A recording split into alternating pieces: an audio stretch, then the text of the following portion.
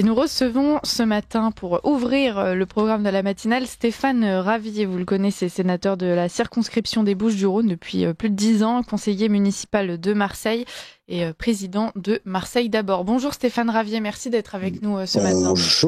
Bonjour Radio Courtoisie et Alors, bonjour à tous les auditeurs. on vous a invité ce matin puisqu'hier, il me semble, vous aviez un procès contre l'association Oui, SOS Méditerranée. Est-ce que vous pourriez commencer oui, par nous expliquer le propos de ce procès ? oui, j'y ai passé la matinée. J'ai passé la matinée à la cour d'appel d'Aix-en-Provence parce que je suis en appel après avoir été condamné en première instance pour diffamation à l'encontre de l'association bien connue SOS Méditerranée pour avoir tweeté, je sais plus, c'était en 2018, je crois, 2018, avoir je veux dire, félicité les militants de Génération Identitaire qui, au moment où je tweete, avaient mené une action pacifique devant les locaux d'SOS Méditerranée. Et je rappelais que cette association n'avait pas seulement un but humanitaire, mais une action menée, une action politique, et dont je me réjouissais que ce volet politique ait été mis en évidence par l'action de ces militants patriotes. J'ai donc été traîné devant les tribunaux pour ça. Comme je vous l'ai dit, condamné en première instance hier, j'ai été écouté, entendu par la cour en appel. Ça a duré 4 heures à peu près. Hein. Hmm. Tout ça pour un tweet. On va s'interroger sur le deux poids deux mesures parce que je pense que si on commence à condamner tous les tweets qui pourraient éventuellement tomber sous le coup de la loi, il y en a qui auraient du souci à se faire. Simplement, Stéphane Ravier, est-ce qu'on peut déjà revenir sur cette action ? Effectivement, c'était une banderole qui dénonçait l'action d'SOS Méditerranée comme étant des trafiquants, en participant au trafic d'êtres humains. Est-ce que c'est quelque Ouais. chose que vous reconnaissez ?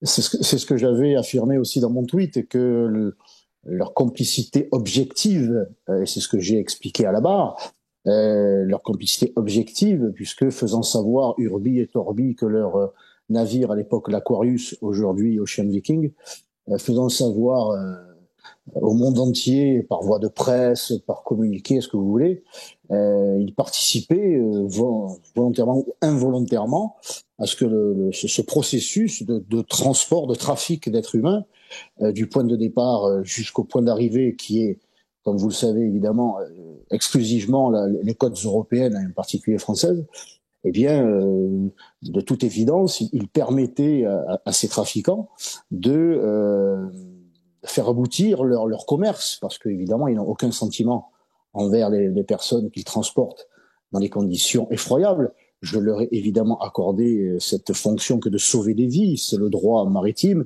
c'est ce à quoi nous tenons tous, nous nous réjouissons tous que ces individus ne soient pas noyés, mais ce que je constate, ce que tout le monde constate, est une notoriété publique, c'est que, encore une fois, en faisant savoir aux trafiquants qui lisent la presse, simplement, qui lisent la presse, eh bien, ils sont persuadés qu'une fois que les embarcations seront sur les eaux, auront pris la mer, il y aura, en particulier à cette époque l'Aquarius, aujourd'hui l'Ocean Viking, il y aura des associations dites caritatives qui les sauveront, qui les prendront à bord et qui les achemineront vers les ports européens.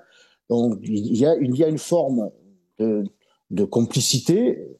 Encore une fois, j'ai bien expliqué qu'il ne s'agissait pas que je n'avais jamais envisagé que le capitaine de l'Aquarius appelle, qui soit en rapport direct avec les trafiquants, mais encore une fois, par leur action publique, internationalement entendue, eh bien, ils participaient à ce trafic, et qu'il était de mon droit de citoyen de le dire, et de mon devoir d'élu, et en particulier de parlementaire, de le faire savoir et de mettre ce débat sur l'espace public, ce qui m'a été donc contesté par SOS Méditerranée. Oui, on comprend que encourager en quelque sorte ces traversées meurtrières, c'est pas la meilleure solution, surtout si précisément on se préoccupe des vies en jeu, le mieux c'est peut-être de commencer par faire comprendre à toutes ces âmes désespérées que il vaut mieux éviter cette traversée. Stéphane Ravier, est-ce que vous aviez l'impression durant ce procès que ce qui était condamné au-delà de ce tweet, c'est plutôt vos positions anti-immigration? C'est quelque chose qu'on peut constater dans de nombreux procès qui ont le même thème.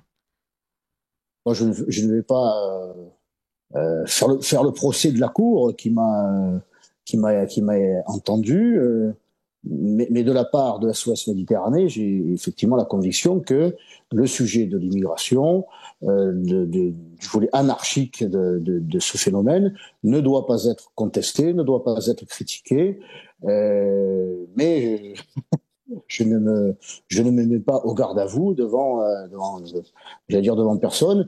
Encore une fois, il est de mon devoir d'alerter mes compatriotes sur ce phénomène qui consiste à sauver des vies. Nous sommes tous d'accord, mais à faire débarquer plus d'une quarantaine de milliers de clandestins, nous a rappelé la présidente de SOS Méditerranée pendant les débats, en quelques années, les faire débarquer exclusivement sur nos côtes, alors que dans certains cas, nous aurions pu les faire débarquer, ou ils auraient pu les faire débarquer dans les ports sûrs que sont le port de Sfax en Tunisie.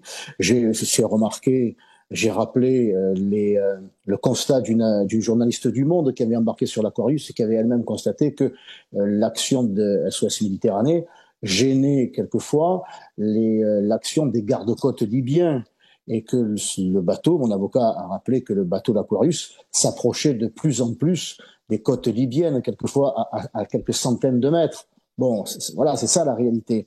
Donc il est de mon droit et de mon devoir de le dire, et je ne me tairai pas, quoi que puissent en penser les militants de SOS Méditerranée. C'est quand même assez révélateur de savoir que ce fameux bateau de sauvetage s'approchait autant des côtes libyennes. Enfin, à ce compte-là, c'est presque juste du transport purement et simplement. On n'imagine pas forcément la cargaison qui dérive en pleine mer. Non, c'est pas le cas du tout. Non, non. Mais j'allais dire, moi, encore une fois, je me réjouis que des vies soient sauvées, mais elles pourraient l'être par les gardes-côtes libyens, qui sont d'ailleurs formés par l'Union européenne, c'est-à-dire avec nos deniers, et qui sont eux aussi à même de sauver des vies, de les embarquer et de les faire débarquer en Libye ou dans d'autres pays plus sûrs. Mais il y a ces associations qui sont largement subventionnées d'ailleurs Mais on va y venir. par des organisations telles celle de Monsieur Soros, et sans aller jusqu'à Monsieur Soros, la ville de Marseille, la ville de Paris, de nombreuses villes en France, les institutions, différents conseils départementaux, conseils régionaux, chacun met la main à la poche. C'est d'ailleurs toujours la même poche, hein, c'est la poche du contribuable. L'association SOS Méditerranée bénéficie de subventions énormes. Donc, en 2021, c'est le conseil municipal de Marseille qui a signé pour lui octroyer une subvention de 30 000 euros, par exemple. Oui, mais elle a triplé la subvention à Marseille désormais. Monsieur Payan, le maire socialiste de Marseille, court après Madame Hidalgo, la maire socialiste de Paris. Je sais pas, il y a une sorte de course effrénée pour déterminer qui en donnera le plus, toujours sous couvert d'humanité. Mais le Conseil d'État, je tiens à souligner à votre antenne et cela a été rappelé par mon avocat hier, que le Conseil d'État lui-même, qui est la plus haute juridiction administrative de notre pays, a confirmé le volet de l'action politique de SOS Méditerranée. Ça, c'est le Conseil d'État, c'est pas seulement Stéphane Ravier ou autre. Donc à partir de là, la liberté de critique et plus généralement la liberté d'expression doit pouvoir m'être garantie. Bon, elle m'est contestée par SOS Méditerranée, mais je fais confiance à la Cour d'appel pour me rendre justice. On espère que vous avez raison de leur faire confiance. On a Jean-Yves Le Gallou qui est passé à notre antenne récemment pour le même genre de problème. Il a critiqué une décision de justice qui permettait, selon lui, qui symbolisait l'ouverture de nos frontières. Aujourd'hui, Stéphane Ravier, les gens qui osent critiquer l'immigration, qui osent critiquer l'ouverture des frontières, ils sont quasiment quasiment désignés comme étant des délinquants. C'est assez inquiétant. Ah oui, c'est une véritable dérive. Alors moi, on l'a subi depuis une trentaine d'années, hein, cette chasse aux patriotes et à la critique de l'immigration, mais ça prend quand même aujourd'hui une ampleur, une judiciarisation à outrance. Mm. Vraiment, on veut nous faire taire. Alors même si on n'est pas condamné, alors moi j'ai pas à me plaindre, je suis sénateur, j'ai quelques indemnités.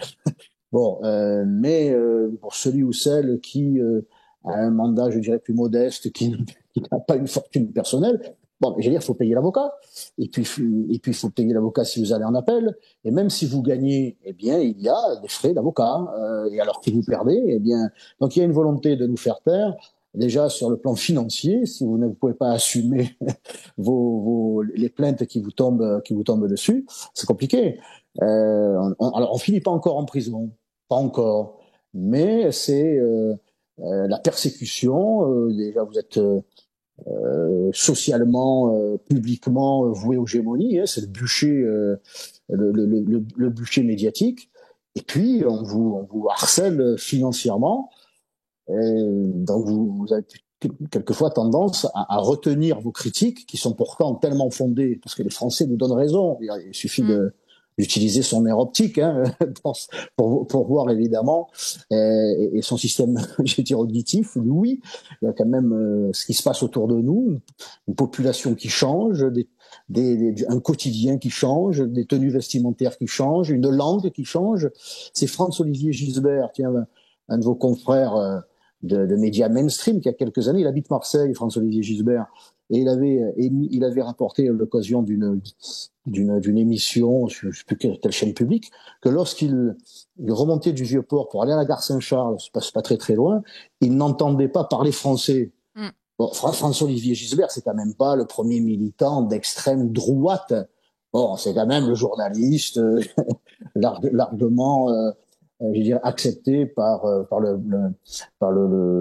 ses confrères. Il a été brûlé sur le bûcher. Il y avait Madame Adler sur le plateau, mais elle lui a parlé de race, ce qui n'avait absolument rien à voir. Il constatait que, on est aujourd'hui à Marseille, dans le centre-ville, eh bien, vous n'entendez plus parler français.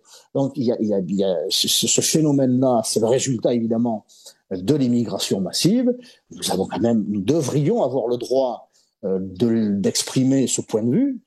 Et Gisbert n'avait exprimé qu'un point de vue. Il n'avait pas encore apporté de critique sur l'immigration. Bon, mais il n'a même pas pu le faire. Il n'a même pas pu le faire. Donc, c'est pas étonnant que notre ami Jean-Yves Le Gallou se retrouve devant les tribunaux, lui qui est un militant patriote de toujours et que je salue. Donc, c'est une véritable dérive. La France est vraiment devenue, ou reste, la dernière république soviétique d'Europe. Il y a beaucoup de gens qui se réjouissaient d'avoir le duo Gérald Darmanin et Bruno Retailleau pour gérer justement toutes ces affaires. Gérald Darmanin donc est le nouveau garde des Sceaux. Est-ce que vous avez l'espoir que Gérald Darmanin puisse insuffler une nouvelle dynamique dans la justice française? Et Gérald Darmanin, il est tellement représentatif de cette classe politique qui dit tout et fait son contraire.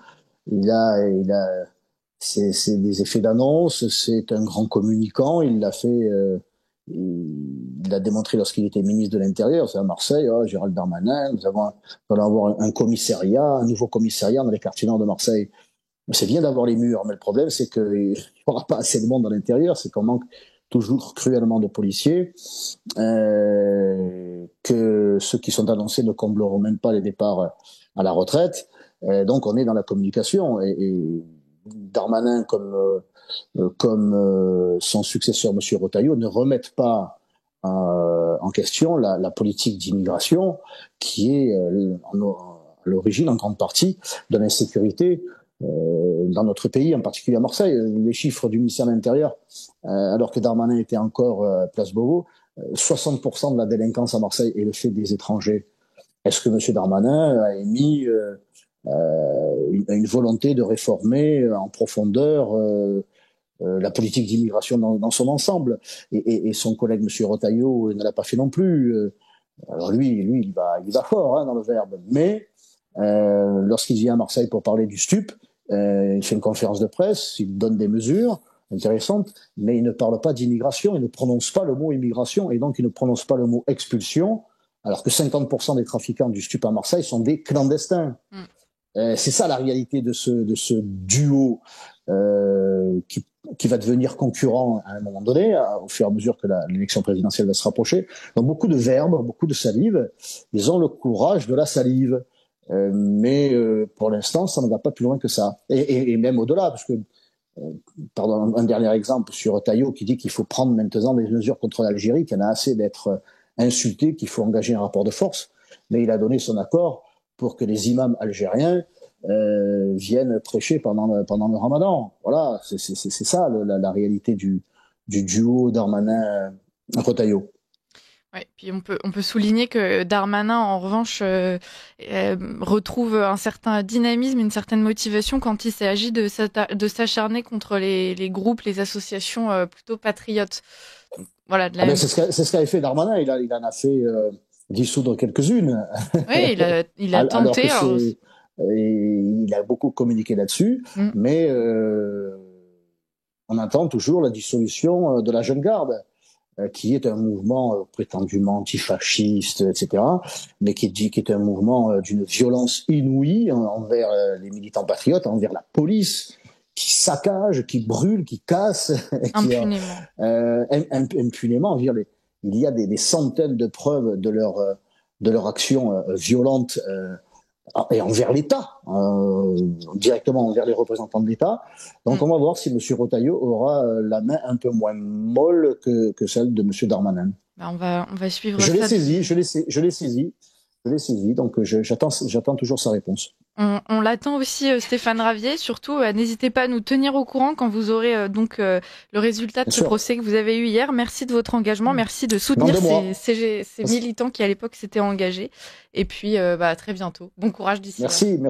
Merci pour votre invitation. À bientôt.